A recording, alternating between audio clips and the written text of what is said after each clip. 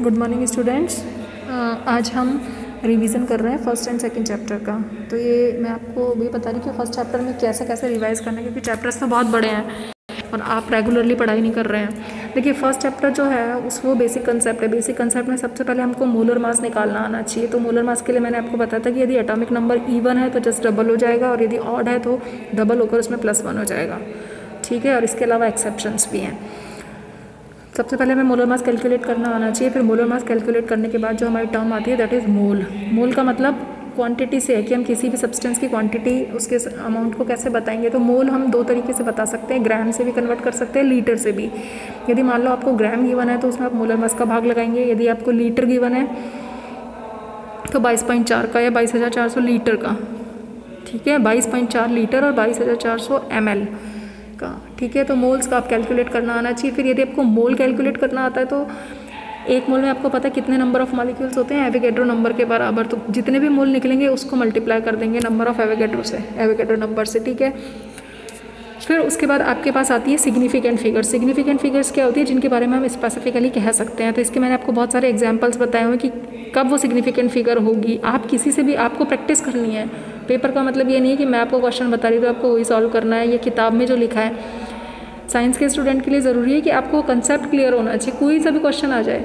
तो significant figures जैसे 55 है तो इसमें सिग्निफिकेंट फिगर 2 है, हम स्पेसिफिकली कह सकते हैं। तो जो कन्फ्यूज़न क्रिएट होता है वो कहाँ होता है, 0 पे, कि यदि 0 को हम कब सिग्निफिकेंट मानेंगे और कब सिग्निफिकेंट नहीं मानेंगे। तो इसके लिए रूल्स और रेगुलेशंस है जो कि मैंने आपको लिखवाए हुए हैं। कि यदि 2 सिग्निफिकेंट फिगर के बीच में यदि आती है 0 तब तो वो कैसी हो जाती है, दैट इज़ सिग्निफिकेंट रहती है। ठीक है ना, लेफ्ट पर है तो सिग्निफिकेंट रहती है कि नहीं रहती है, राइट पर है तो रहती है कि नहीं रहती है। ये आपको रूल्स याद करने हैं। फिर उसके बाद है साइंटिफिक नोटेशन। साइंटिफिक नोटेशन का मतलब यदि कोई आपको बहुत लंबी डिजिट दे रखी है तो उसको पावर में हम जब रिप्रेजेंट करते हैं। ये साइंटिफिक नोटेशन आपके फिजिक्स में भी है, इसलिए आपको दिक्कत नहीं आनी चाहिए। बाकी मैंने आपको वीडियोज़ भी भेजे हैं और एग्जाम्पल्स भी एक्सप्लेन किया हुआ है। तो साइंटिफिक नोटेशन का हो जाएगा हमारा क्लियर। तो साइंटिफिक नोटेशन हो गया n × 10⁻n। ठीक है, फिर उसके बाद आपके पास लॉ है। अब लॉ तो बहुत सारे हैं, जैसे कंजर्वेशन का लॉ है, केमिकल कॉम्बिनेशन का लॉ है, डेफिनेट प्रोपोर्शन का लॉ है। जैसे आप CO2 है, CO2 में हमेशा कार्बन और ऑक्सीजन किस फॉर्म में मिलेंगे, कार्बन 12 में होगा और ऑक्सीजन 32 में। तो ये रेशो आप चाहे कहीं से भी CO2 को कलेक्ट करें तो डेफिनेट प्रोपोर्शन का लॉ है, रेसिप्रोकल प्रोपोर्शन का लॉ है। तो ये लॉज हैं, इनके स्टेटमेंट आपको लर्न होनी चाहिए विद एग्जाम्पल। फिर उसके बाद इस चैप्टर में हमारे पास क्या आता है, उसके बाद हमारे पास आता है स्टोइकियोमेट्री। स्टोइकियोमेट्री का मतलब किसी भी रिएक्शन में रिएक्टेंट और प्रोडक्ट जो है वो कितने मोल्स में रिएक्ट कर रहे हैं, 1:1:1 में कर रहे हैं, 1:2:1 में कर रहे हैं। तो पहले आपको मोल पता होना चाहिए।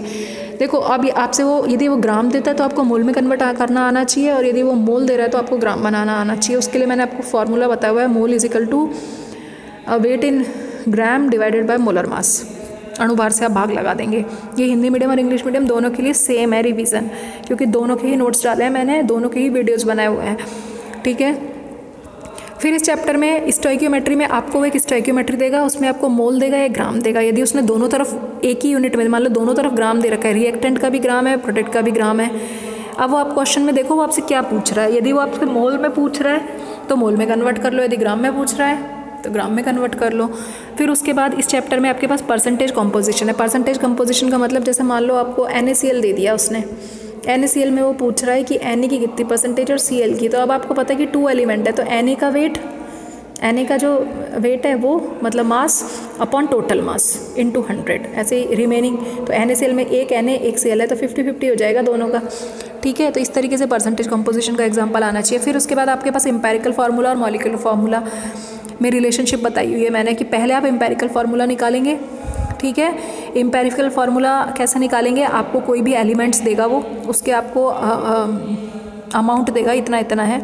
ठीक है, उसके एटॉमिक मास का भाग डिवाइड करेंगे, भाग लगाएंगे, उससे आपके पास उनका नंबर आ जाएगा, उसमें जो मिनिमम नंबर है उसका सब में भाग लगा देंगे। तो आपके पास ये रेशो आ जाएगा कि जो एलिमेंट्स हैं वो किस रेशो में है। जैसे कार्बन 1 में, हाइड्रोजन भी 1 में, मान लो ऑक्सीजन भी 1 में है, तो CHO फार्मूला बन गया। ये एम्पेरिकल फार्मूला हो गया। अब एम्पेरिकल फार्मूला का मोलर मास निकालो। अब जैसे ही इसका मोलर मास निकाल लो, मोलर मास निकालेंगे और जो कंपाउंड होगा उस कंपाउंड का मोलर मास वो आपको देगा।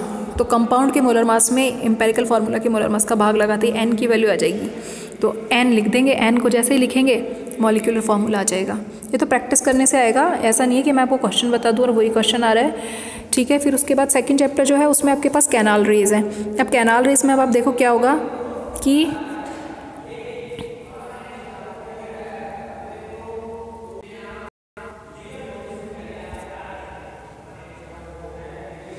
अब आप देखिए कैनाल रेज में क्या हो रहा है कि कैनाल रेज में आपको पता है कैनाल रेज क्या है, जो कि पॉजिटिव पार्टिकल से मिलकर बनी है। कैथोड रेज क्या है, जो कि नेगेटिव पार्टिकल से मिलकर बनी है, यानी एक प्रोटॉन है और एक न्यूट्रॉन, एक इलेक्ट्रॉन है।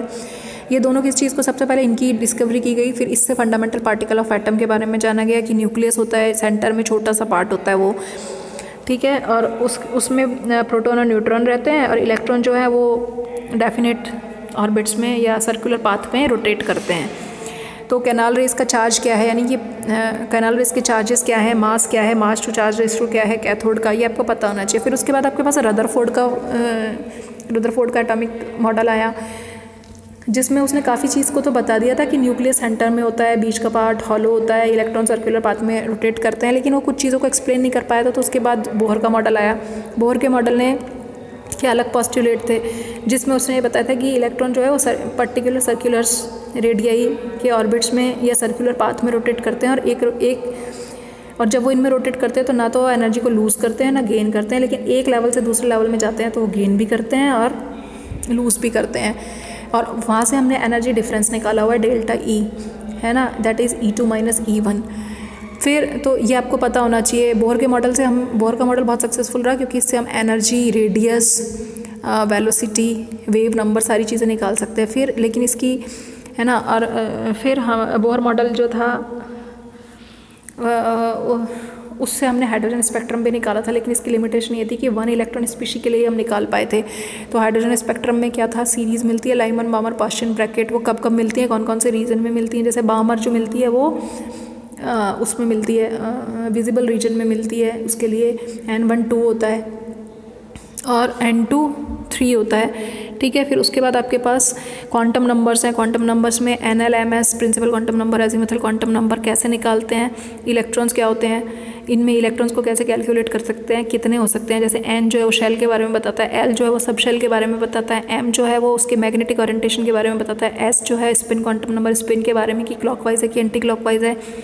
फिर इलेक्ट्रॉन को कैसे फिल करेंगे, तो उसके लिए ऑफ-बाउ का प्रिंसिपल है, लोअर एनर्जी लेवल से हायर एनर्जी लेवल में जाएगा। हुंड में क्या है, हुंड कहता है कि तब तक इलेक्ट्रॉन पेयर नहीं हो सकते जब तक कि सब में सिंगली ऑक्यूपाइड ना हो जाएं। और पॉली क्या कहता है कि किन्हीं भी 2 इलेक्ट्रॉन्स के लिए जो 4 क्वांटम नंबर्स हैं उनकी वैल्यू सेम नहीं हो सकती। फिर N+L रूल क्या है। तो इस तरीके से आप एक ही दिन में यदि जल्दी जल्दी 2 चैप्टर्स को रिवाइज करेंगे तभी जाकर आपका चैप्टर हो पाएगा, ठीक है। तो एक बार रिवाइज करें, कुछ नहीं आता है तो पूछें। सबसे पहले जो नोट्स दिए हैं, जो आपने बनाए हैं वीडियोस, उनको पढ़ें, फिर उसके साथ साथ बुक के साथ सॉल्व करें, और कुछ नहीं आता है तो पूछें। Thank you.